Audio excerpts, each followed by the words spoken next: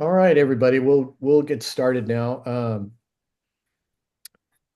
First, I just wanted to say, on behalf of our team, we want to express our empathy for what everybody's gone through with the Palisades fire and the Eaton fire in Altadena. Just terrible. Our goal here is to try and provide you with some direction and insight from our decades of experience with wildfires and the process of rebuilding. We'll show you our proven fire-resistant design techniques, construction materials, and products. And we understand that this is a daunting experience for many of you, and we're going to try and show you the way forward. We all got to go forward.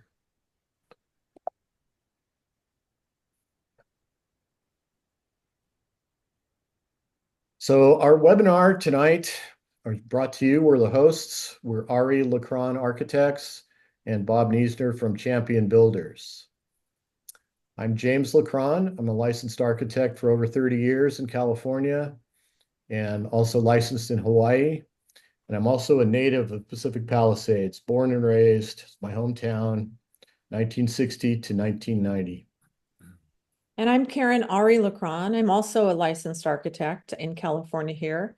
I've been working with James Lacron for over 35 years, and I was also a resident of Pacific Palisades.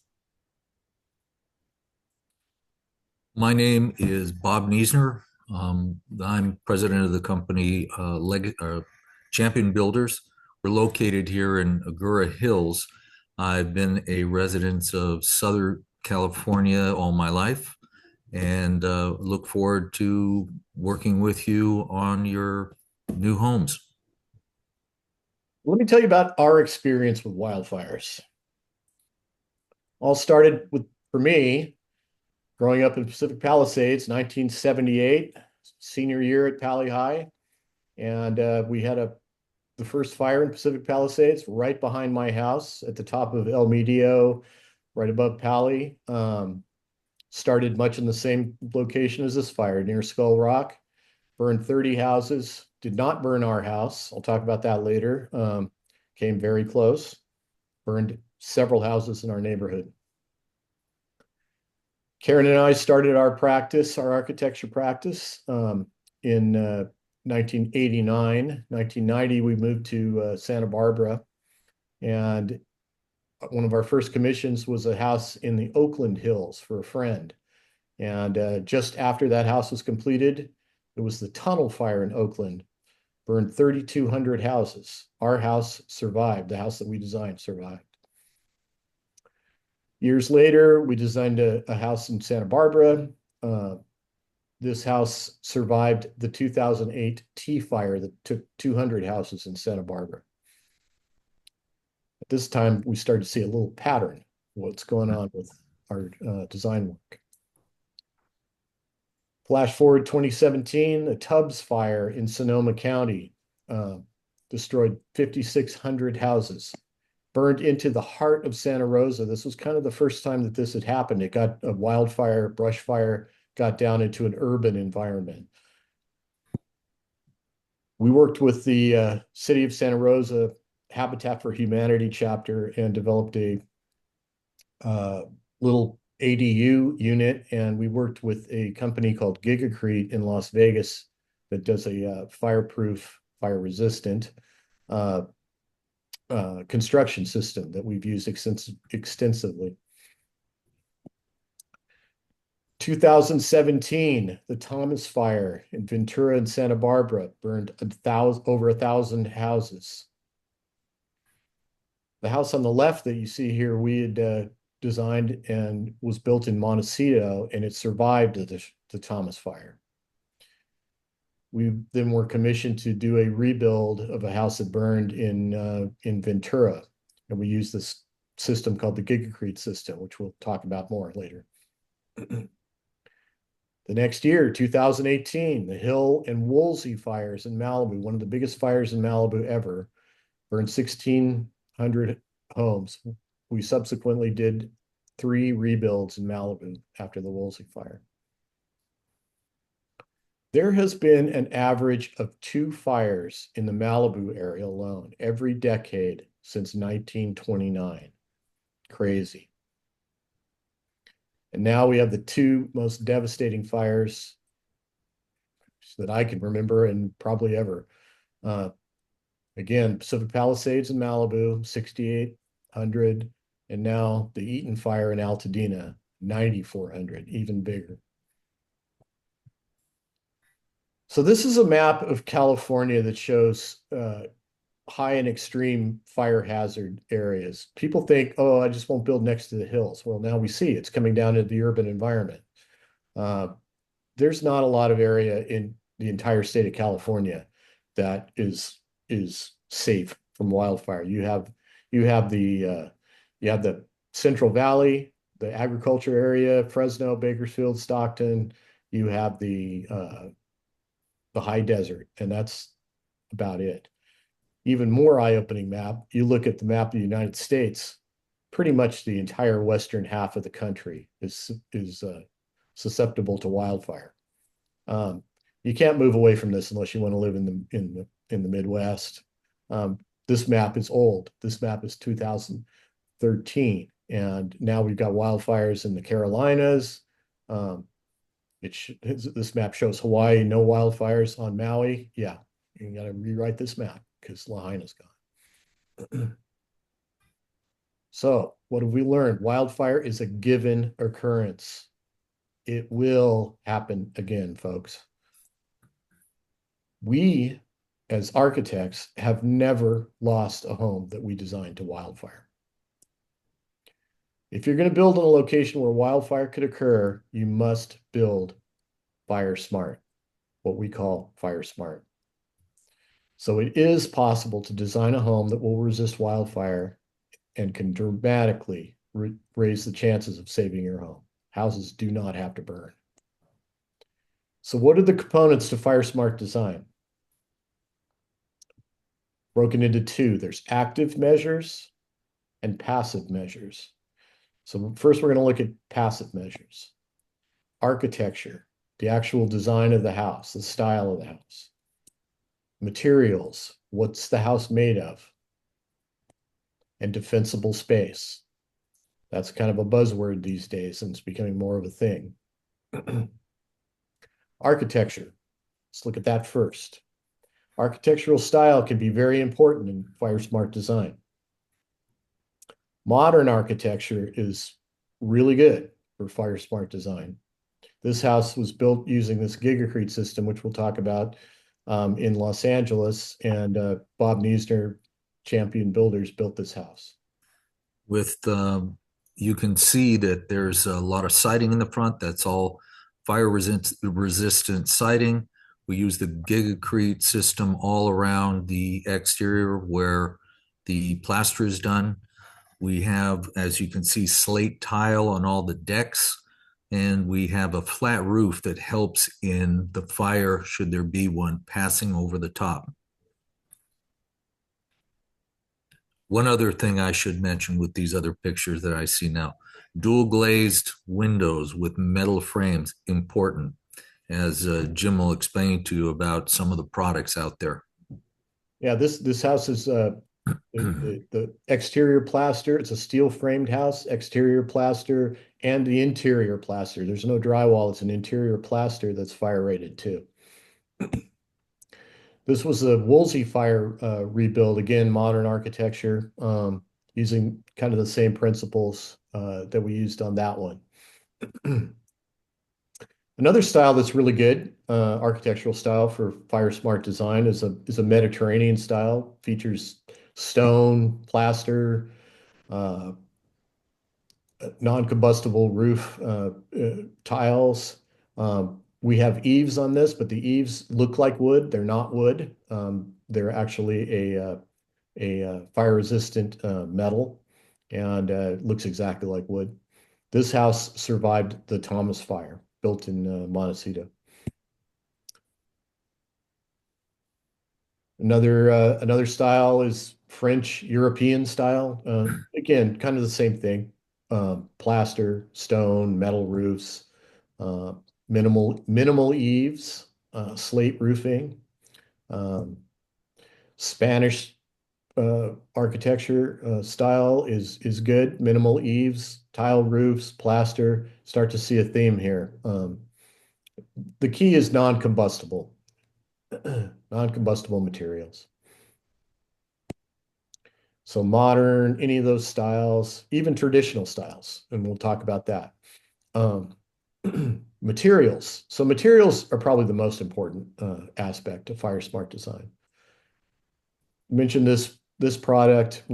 We've used this product for over 15 years. It's a good product. It's a system made by a company in Las Vegas. It's a fire resistant system. They have different products that they make. One is an exterior plaster they call Stucco Max, and it's actually much more fire resistant than traditional stucco. And we'll go over that. This house, we did not design this house, but it was built with the Stucco Max plaster, and it's in Malibu, and it survived the Woolsey fire. Two houses that we did, we used this product. One was a fire rebuild from the Thomas Fire in Ventura, and the other one is a Malibu Woolsey Fire rebuild. So what their system is a steel frame and solid foam panel, which is really good insulation value. All of it is fireproof, and it's all pre-cut in the factory, delivered to the job site based on our design, and then assembled on the job site. One of the things you can see with this product is that it assembles very quick, very easy.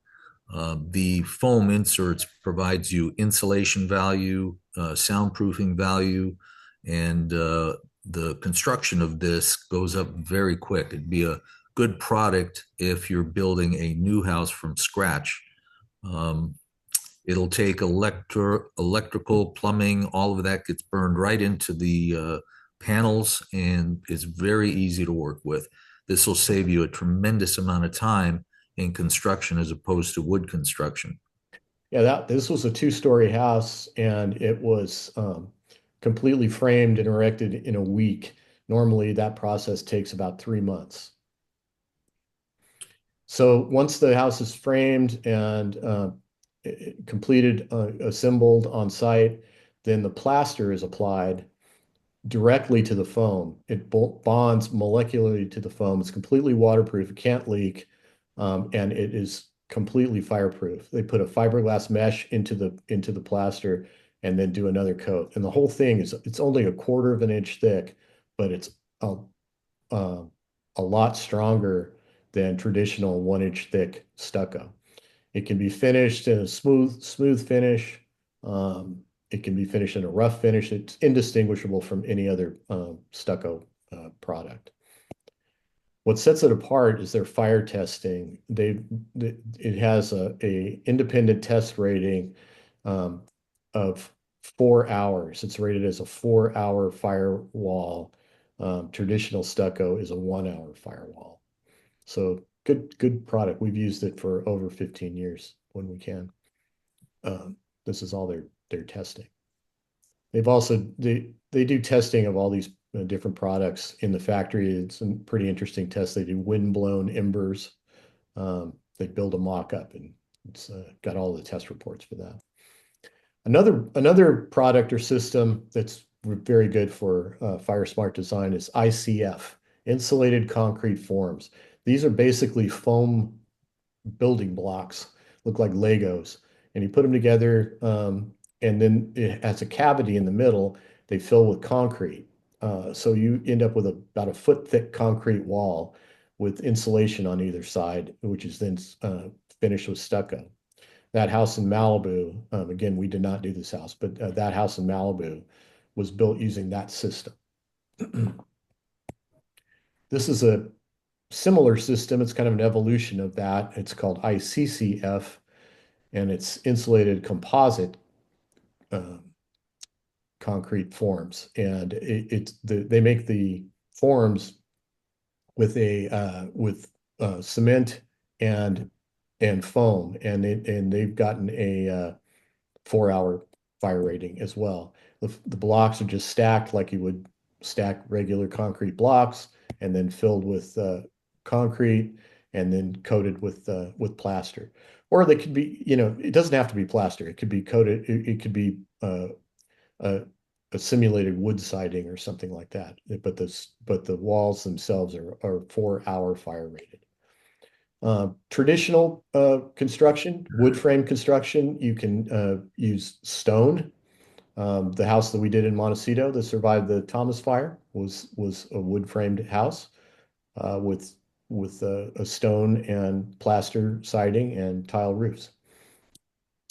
I mentioned a fiber cement siding if you want a traditional house look, then style, then this is a really good product used all over the place. There's several houses in the Palisades that survived using this. Um, Biggest company is James Hardie. They make a product called Hardie Plank. You may have heard of, fire rated, and it comes in all kinds of different shapes. You can have a board and batten look. You can have a lap siding look. They also make a shingle, looks like wood shingle siding look. Very, very good product. The house that we designed that survived the T fire in Santa Barbara, it's a wood framed house, and we used that product on it, and it survived. Everything else around it burned. Another product that we've been using lately, for going on 10 years now, actually, is a fairly new product. There's more companies that are doing it. It's an aluminum, an extruded aluminum, very thick, very good, and it's a fire resistant product that looks like wood. It's got a powder coated finish that's very beautiful, and it's a high quality product. We've used this in oceanfront uh, installations on Maui, which is a very brutal environment in terms of corrosiveness. I mean, stainless steel doesn't even stand up, and this stuff has stood up, and it looks just as good as it was when it was new. This is the house, the Woolsey Fire rebuild in Malibu, and another thing to notice just in this picture, I want you to notice is the enclosed eaves. So this house was a combination of that stucco max and this imitation wood is called not wood because it's not wood. And it does have a very beautiful look. And we also have the metal roof and defensible space incorporated into this house. And then these are not our designs, but just to put it out there, solid concrete if you want kind of a brutalist thing. But it's pretty dramatic and it won't burn.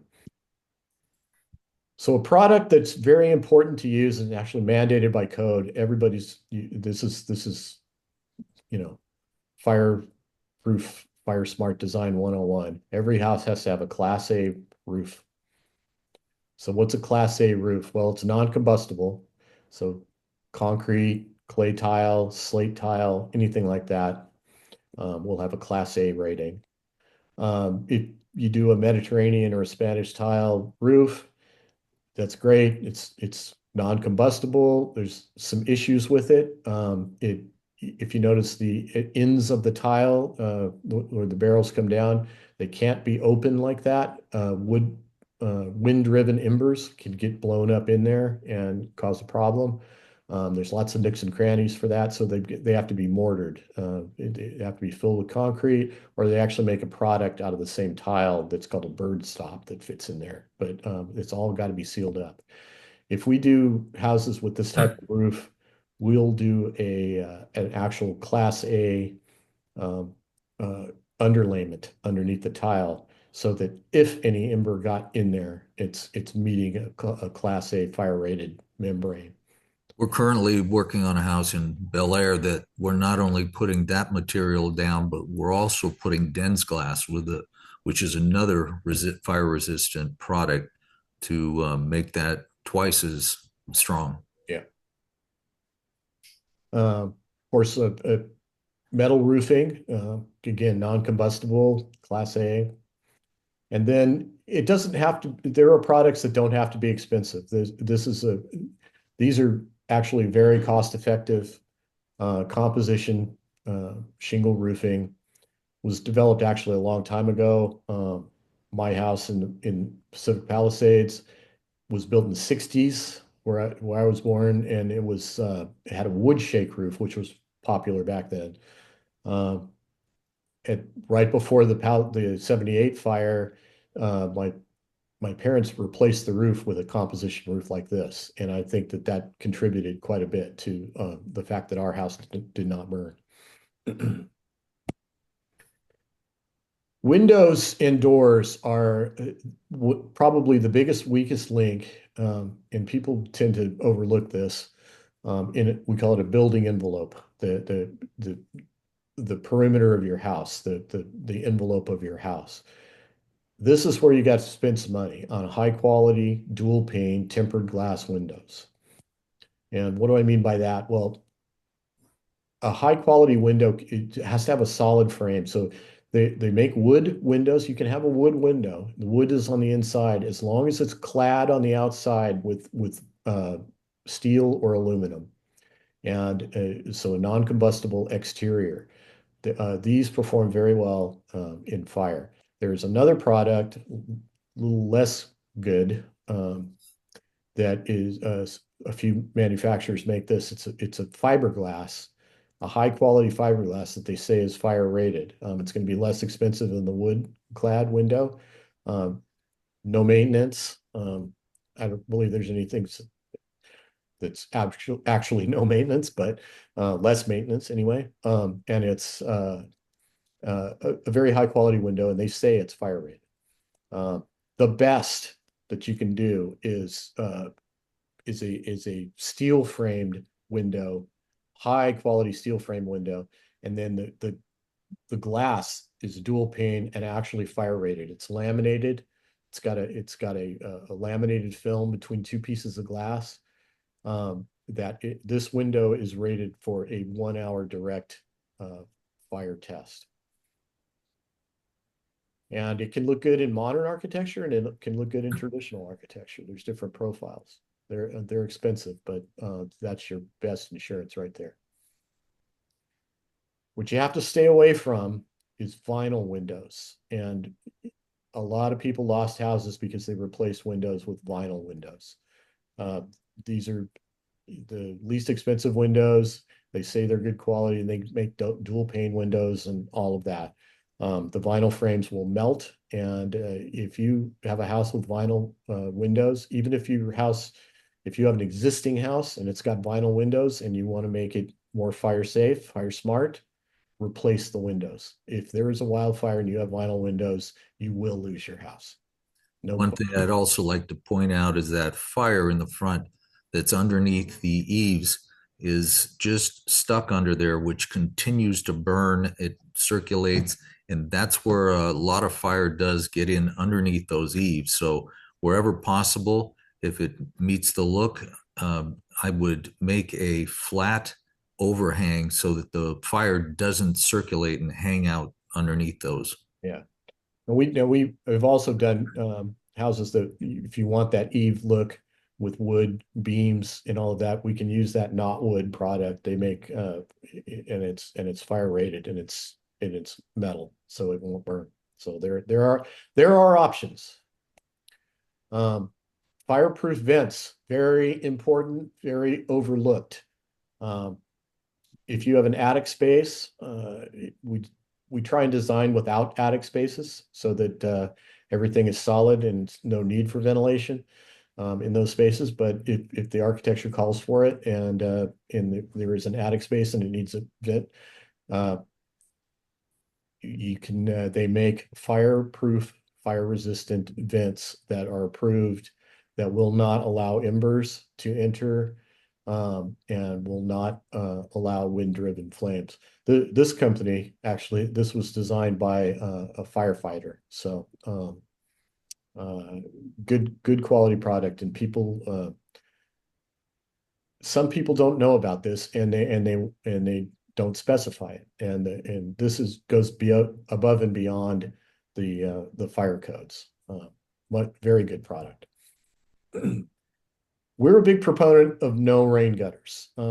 Rain gutters are a place for debris and kindling, basically, to collect. And people don't clean their rain gutters out, and there you go, embers land in there, and that's it. The unfortunate thing is some jurisdictions mandate that you have to have rain gutters, LA City being one of them. So Palisades, we have to do rain gutters. If we're doing rain gutters, we specify gutter guards. Now it's not just enough to specify gutter guards. The one on the left is a vinyl gutter guard, not good.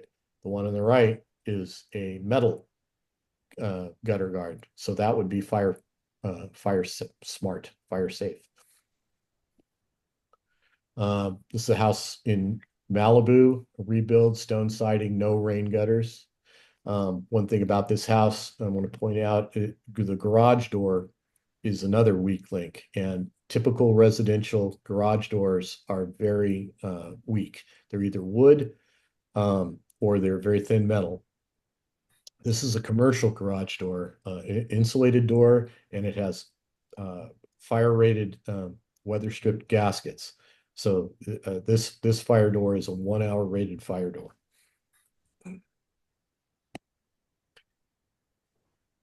All the exterior stuff that you have around your house, structures, decks, pergolas, trellises, things like that, all need to be built with non-combustible material. There's lots of material now, that decking and whatnot, that looks like wood but is not wood, and it's fire rated. Everything has to be built in a fire smart material.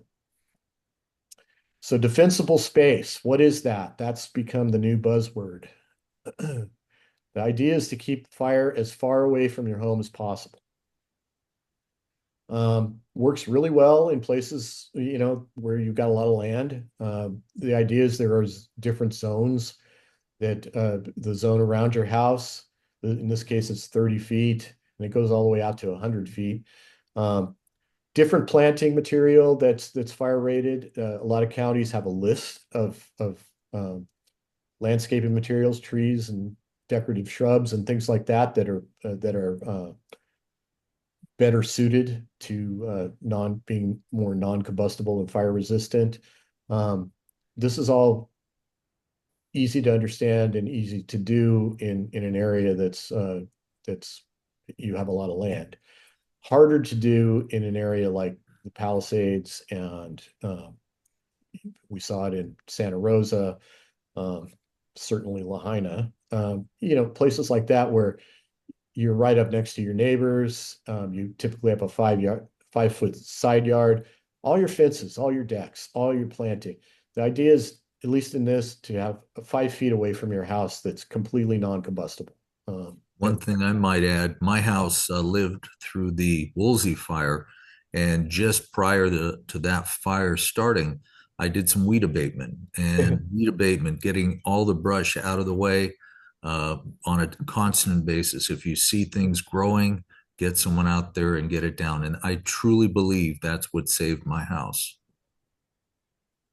Yep. Very important. This is what happens we saw in Santa Rosa, and now the Palisades and Altadena. So defensible space is a little harder to carry out in those environments. This is an example of how defensible space started and what they talk about. So you clear the brush out at least 100 feet from the house. This house has a tile roof. It's got a swimming pool. We'll talk more about swimming pools in a little bit. Very important element if you can do it. This is an example of bad defensible space. So the house itself, not our design, but just using it for illustrative purposes. The architecture seems okay for fire smart design. It's plaster siding, non-combustible roof. Looks like the house would perform very well, but it's the landscaping. Bushes and trees are right up next to the house, and the fire's coming, and it's going to ignite that palm tree. It's going to ignite those bushes, which are right next to windows. I would imagine this house probably did not fare very well. So what are additional measures that can be taken to harden and protect a home from wildfire? We call them active measures. This is like the extreme stuff that you can do. One extreme thing is, and you can have automatic fire rated shutters that you don't see, but they can be designed into the exterior of the house that will activate and roll down and cover up any vulnerable openings in the house. Operated by your phone or automatically. Again, it's an active system. This system, exterior fire sprinklers, it's becoming more and more, there are more and more companies that are doing this.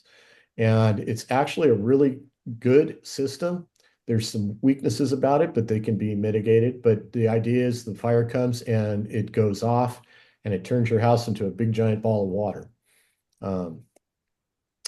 When they started, they're controversial because if everybody had them, or even the ones that did have them, if you're hooked up to city water, the fire department doesn't like it, and the building departments don't like it. You saw what happened in the Palisades with no water pressure at the fire hydrants, and also because the reservoir was empty. You got to figure that the water pressure is going to go down. And if everybody had these going off, it's going to go down even more. So the fire departments don't like that. They don't even like people using garden hoses and stuff because that happens. But these companies have developed systems now that this is why if you can have a pool, it's good to have a pool or a spa or some sort of water source that's not part of the city water. It's your own source. If you have that, they will put a pump integrated into the pool that's connected to the exterior fire sprinkler system. And then if you have a power generator, you have to figure the water pressure is going to go away and the power is going to go away. And both those things happen, then the system doesn't work. But if you do have a generator and you do have a water source of your own, then you can activate that system and it's all good and it's very good. Another thing about having a pool, the fire department knows every house that has a pool. And they know that. And they've got their own pumps and they've got their own generators. And so if fire trucks in the neighborhood and the hydrants don't work, they're going to go to the houses that have the pools. And they're going to drop a pump in the pool and they're going to defend those houses and the houses close to them. So if your house doesn't have a pool and none of your neighbors has a pool, they're going to defend the houses that do. And they know where they are. These systems also, some of them now use a Class A foam. They'll put a big tank somewhere, bury it in the yard or conceal it someplace that actually has a foam. And the foam they say, is biodegradable, environmentally friendly, non-toxic, and washes off after the use. But it's like what they spray on a plane when it crashes. So and that'll spray your house. So that's very good. And these systems now are automated. You don't stay and try and fight the fire or do anything. You can leave and they will automatically sense when the fire comes, or you can turn them on from your phone. You can monitor it and activate it yourself. So these systems have gotten very, very good. A lot of people will bring this up. By code, all new houses, all new construction have to have interior fire sprinklers. All new construction has interior fire sprinklers. It used to be a commercial thing. It's been a residential thing now for a while. Interior fire sprinklers, you're going to have them, but they're not meant for wildfires and they're not going to help. They're not going to do a damn thing for you. They're meant to go off if something in your kitchen starts a fire, or you have a candle burning and you forgot to put out the candle and you go away and the cat knocks the candle over and something like that, or there's some kind of an electrical short, something that starts a fire inside your house and the sprinkler will go off and put it out. It's also could theoretically, if if the wildfire gets into your house in a firestorm, you've seen what happens. The interior fire sprinklers are not going to be effective. They might save some rubble, and maybe the house doesn't burn to complete ashes, and they might help in the urban environment from it spreading to other houses. It's not going to save your house at all. So don't even think of that as a remediation thing. If they go off because of something in the house, they cause a lot of damage on their own. They'll may put the fire out, but you're going to have water damage. Your house is a total loss. The interior fire sprinklers are useless. So that's fire smart design in terms of construction. Now, the other thing is finding an architect and a builder. So we'll go through that really quickly. Um, Finding an architect, you should really, at this point, select an architect as soon as possible. There's over 15,000 houses in these two fires in the Los Angeles area that were lost. The demand for architects and builders is going to get overwhelming. It's starting now. It's insane, and they're just you want to be ahead of the curve. Um, how do you find an architect? Well, referral from others, neighbors, everybody's in the same boat, or friends, other people that you know that maybe have used an architect. Um,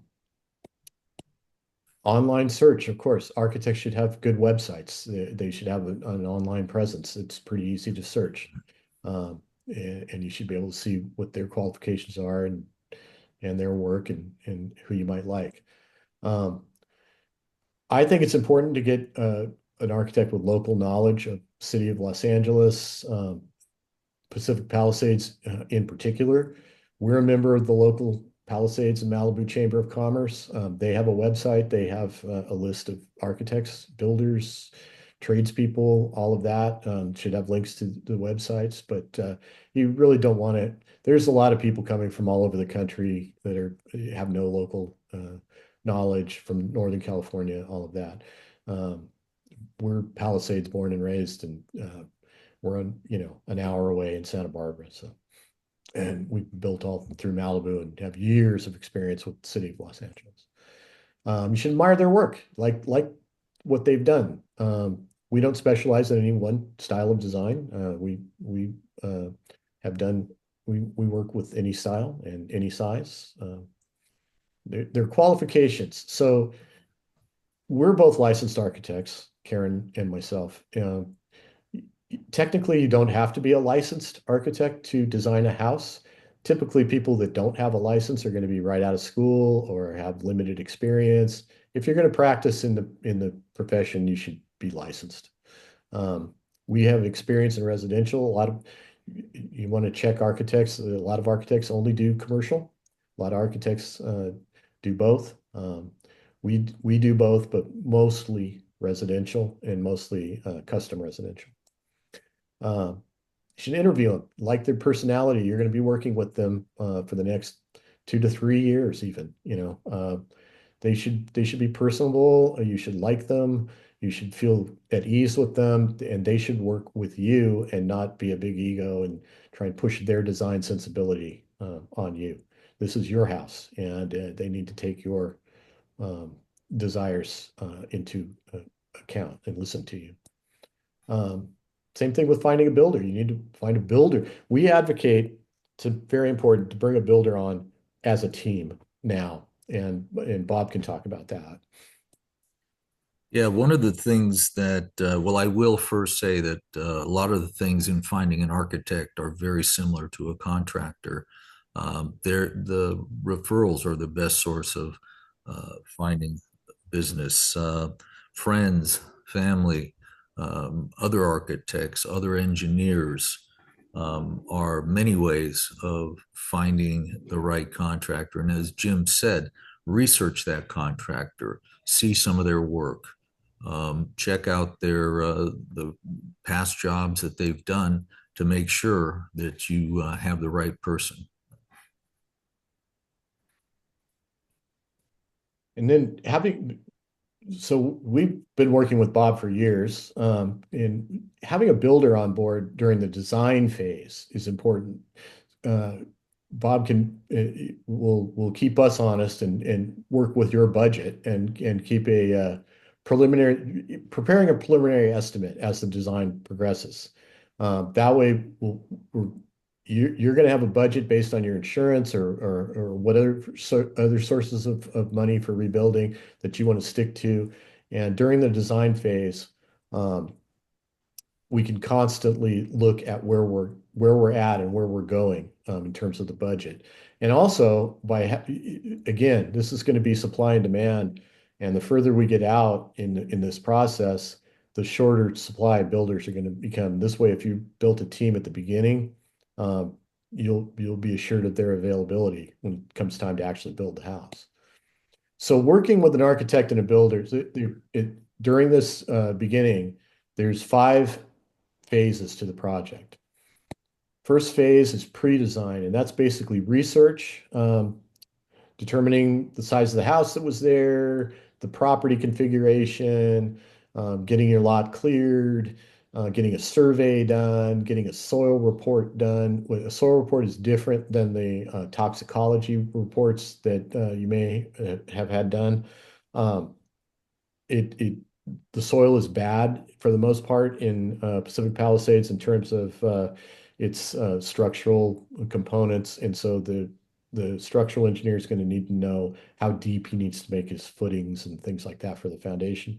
We also work with you, the client, in terms of determining what you want, um, the size of the house you want, the rooms, how many bedrooms, how many bathrooms, what do you want in them, other components, things like that, the style of the house that you like. We'll talk about all those things during the pre-design phase. Once we have all that, then we move into the design phase. This is the fun part. And so this is where we'll work up a plan um, and an architectural style, and we'll do 3D models and get you the house that you want. Once that's completed, we go into the construction documents phase. So that's where we do the blueprints. We do an old colloquial term. Um, the engineering is done at that point. We produce a set of working drawings, we call them. This is submitted to the building department to get permits, and also the contractor then uses those documents to build the house. And uh, during that construction document phase, when we're about 2/3 of the way through, we'll submit them to plan check for permitting.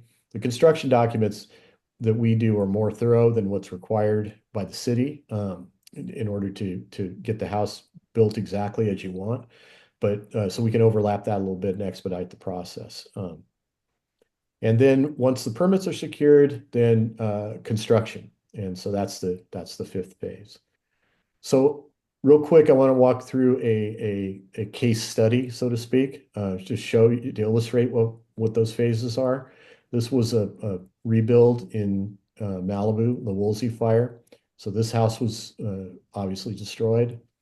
During the pre-design phase, what we were tasked with was determining the size of the previous home. That's important because you've all heard of this like for like 10% increase that everybody's doing to expedite the plan check, and that works with your insurance as well. So you need to know how big the house was, um, and the house can be located in the same general footprint location. So the first thing that needs to happen is obtain a survey. Now, one thing, everybody thinks that they can go to the city and they'll have records, and they may have a survey, and they may have plans. Well, unless it was done really recently, if there was a project done, a new house or an addition or something like that really recently, chances are they're not going to. We just looked into one for the Palisades, same thing, and there was an addition in the 90s, and the city has no records. We've never really come across records in any of these fires when they say, "Oh, go check with the city; they'll have plans." No, they don't. So, got to get a survey. This survey was done after the the site was cleared and the foundation was removed. So we don't have a record of the size of the house. We don't have a record of where it was. We kind of know because there's a building pad there. but we didn't have any records, and the city had no records. So this is in contrast to, this is a survey for this house that we did in Ventura. They got lucky and got a survey done just after the debris was cleared, but the foundation had not been removed. So we had a clear footprint of the house. So that helped with the submittal to the city. But it's not the end of the world if you don't have this. If we just get a survey of the vacant lot and there's no footprint. So back to this, what did we do? Well, we took we the owner actually had one floor plan. He had just bought the house, and this was part of the realtor package. And he kept it at his office, and it wasn't at his house. So he actually had a piece of paper with a dimension floor plan of what the house was built in the 80s. And so we had that. And even if we didn't have that, we could have persevered. But we took Google Earth has a feature that you can go back in time and show the aerial view of the house. We took that. Clearly, there was a house there. City of Malibu didn't even have records of a permit for this, and it was built in the 80s. Go figure. We overlaid the scale drawing of the footprint that we had, clearly matched the house, and the city agreed, and we were able to determine the size of the house and the location. So we were able to move on with the design and then move into the design phase, developed a floor plan for the house. And then we start developing the architecture with some 3D models. This was going to be, we looked at Mediterranean and Spanish and different things, and then started moving into the client wanted to explore some more modern designs. So we kind of went in that direction. And then at this time, it's good to bring in the builder. So Bob was able to do his magic with the estimate. Yeah, this is something that I do with a very detailed estimate. I do this in a preliminary standpoint while the plans are being done so that you get an early look at where the price is going. Once there, if the price is starting to get higher than you'd like to spend, we then take a look at where we can try to save you money and before we move forward to complete the plans. And during the design phase too, we can all start putting allowances in that budget for different finishes. So if you want, like, start talking about the interiors, because that's really going to drive the budget. That's what That is where the biggest savings can occur. The outside substructure and the concrete is what it is. You can't change much of that. But this house shows you fireplace fronts, the colored or stained beams, the hardwood floor, the interior walls. There's many areas in a house, kitchen, countertops, types of cabinets. Those are places that we can work with you and really come up with some price saving ideas and still make it look as beautiful as you want it to in the same style that you're accustomed to. and also work up some allowances for exterior, like if you want a pool, what the landscaping is going to be, things like that during the design phase, so we don't get surprised at the end. So once the design is complete and everybody's happy with what the house is going to be, then we move into the construction documents phase. This is, as I mentioned, we do the detailed construction plans for the new house, and all the engineering is done. And then Bob can take these and get final cost estimates now that we know exactly how many structural elements are going to go, how big the foundation is, all of that stuff. So all the details, and then we know that we're staying on budget and we're ready to go as soon as we submit for permits to the city, get the permits, and then when construction starts. So the construction typically is going to take 12 to 18 if it's a big big complex house, maybe longer, 24 months, something like that.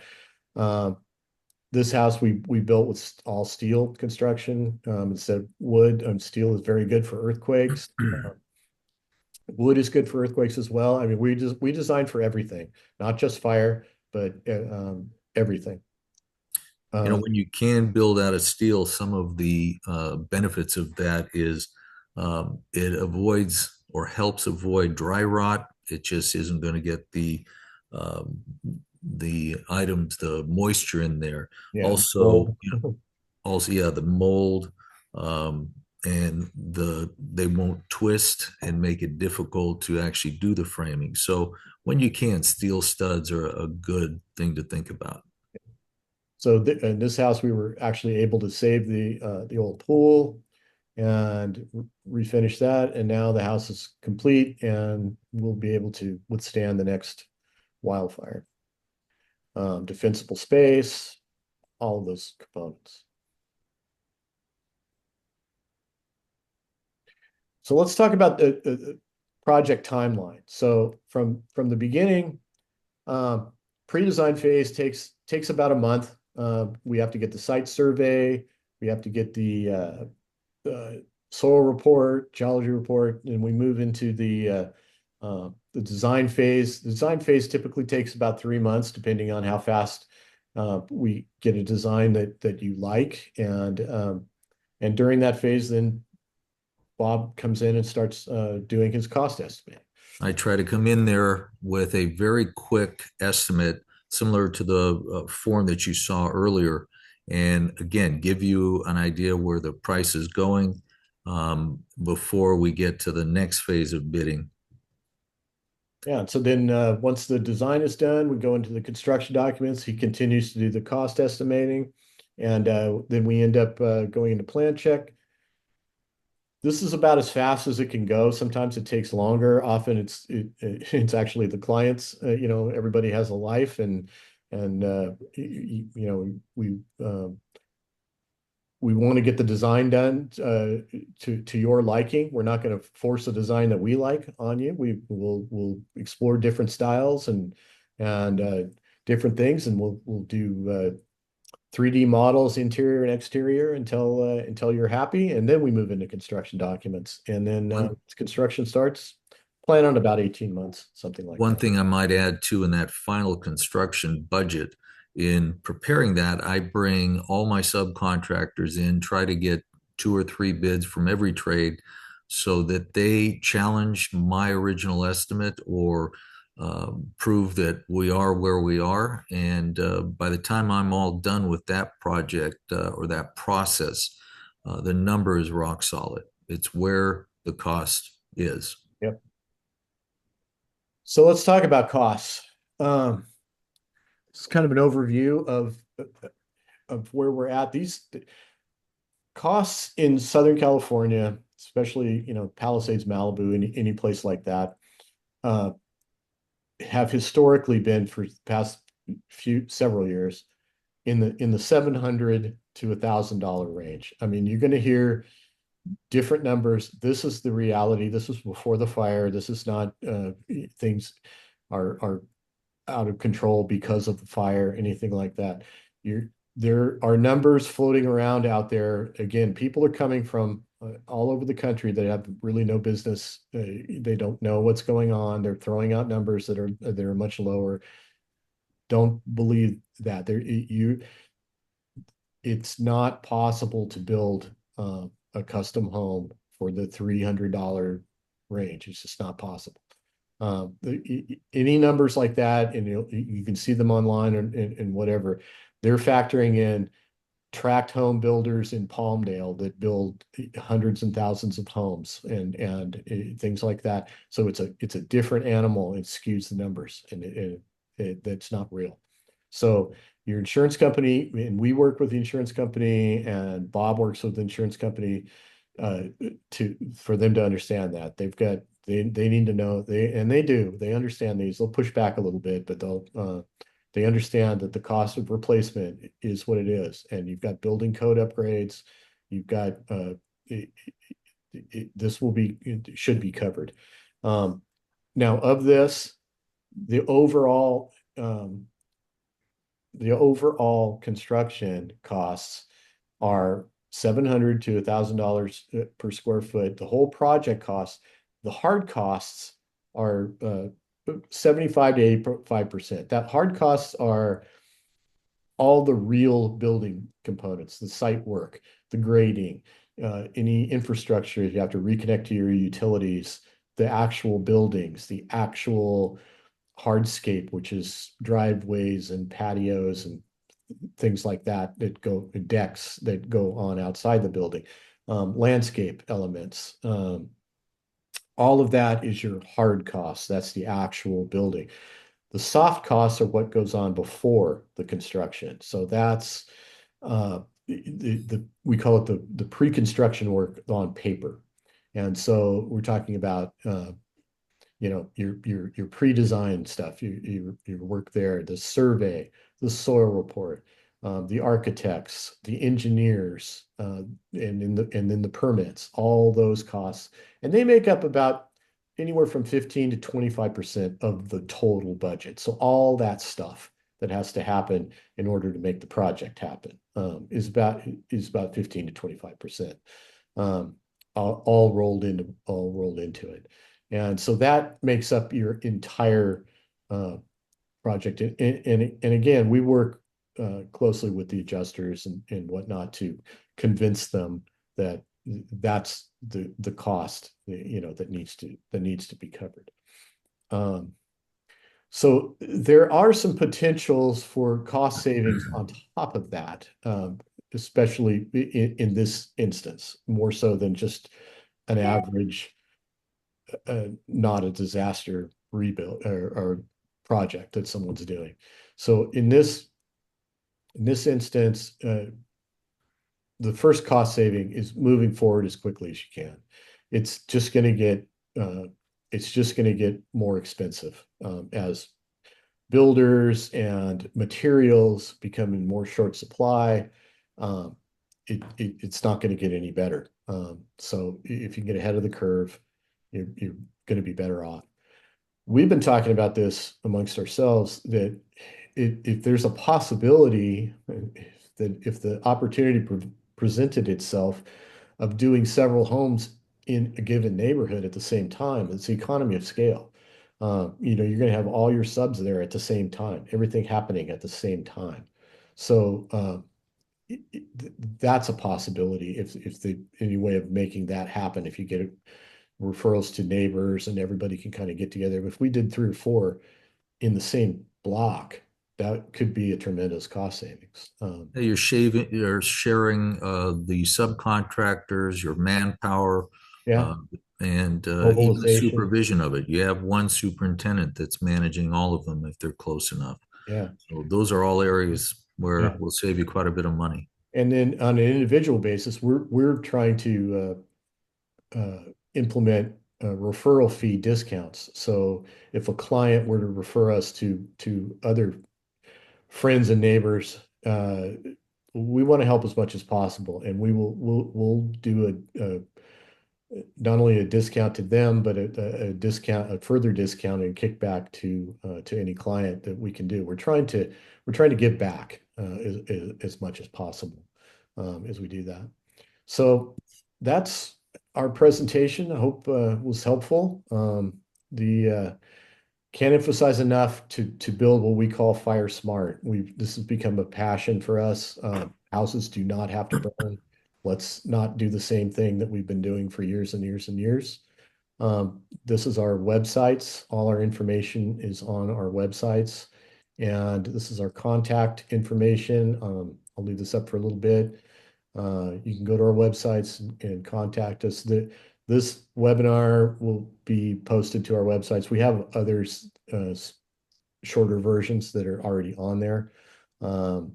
We'll be doing more of these to get the word out, probably some in-person stuff. But One thing I'd also like to add, Jim, is that this system of building, the products, the method of building, of course, it could be done on a brand new home from start to finish. yeah. But let's say the house still existed, it had minimal damage. Mhm.